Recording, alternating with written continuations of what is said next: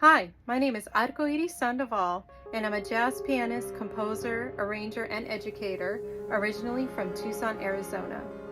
In 2010, I moved to New York City and got my master's from the Manhattan School of Music. And I've been here ever since because this is home. August 1st, I'm really looking forward to performing with my Sonic Asylum Quartet. The band will be featuring Jonathan Beshay on saxophone, Mimi Jones on bass, Kenneth Salters on drums, and yours truly on piano. We will be performing mostly my originals, which are inspired by climate change and social issues, and are a blend of modern jazz, hard bop, and straight ahead. The reason I call this project Sonic Asylum is because I'm always hoping to transport my listeners and my audience to a higher, more healing vibration and state of existence.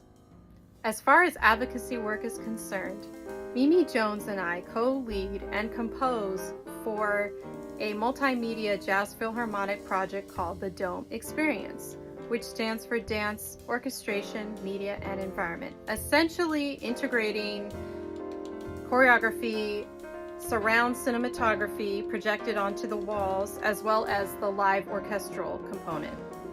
The music is inspired by climate change, social and environmental issues, and through this project we've been able to partner with Citizens Emergency Response Network in the Bronx, not the other CERN, but this CERN, and have Tai Chi classes, educational outreach, emergency preparedness outreach classes.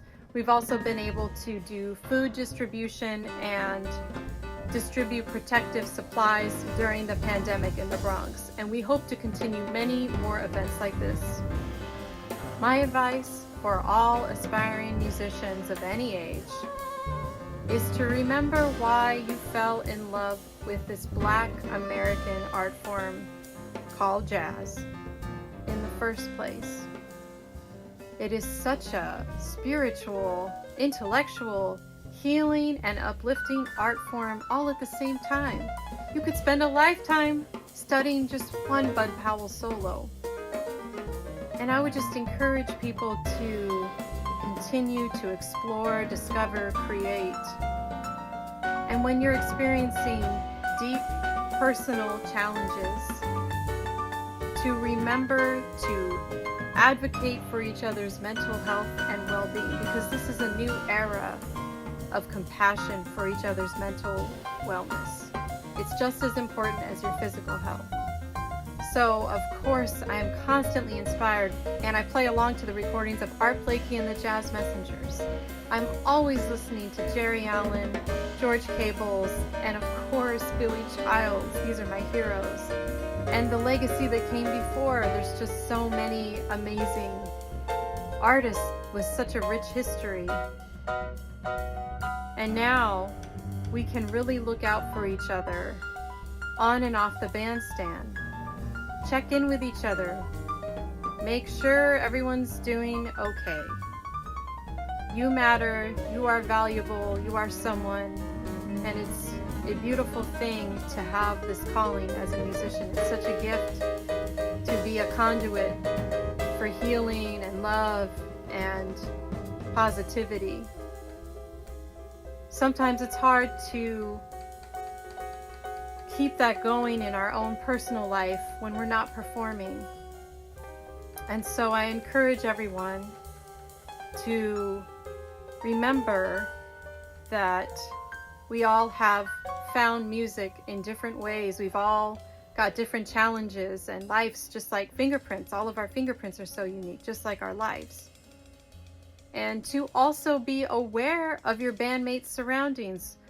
A surrounding that's safe for one is not going to be safe for someone else. So just always keep your eyes out for each other, because that's going to create a more unified fellowship on and off the bandstand. Always remain respectful, always remain caring, always remain self-aware, and remember that you matter and that your calling is so beautiful and so important. Always. My hopes for the future of humanity are that we regulate artificial intelligence technology, we advocate for higher food standards, especially in this country, that we continue to advocate and be aware of mental health awareness and treatment, and that we care about animals and plants and nature, because we only have one planet Earth.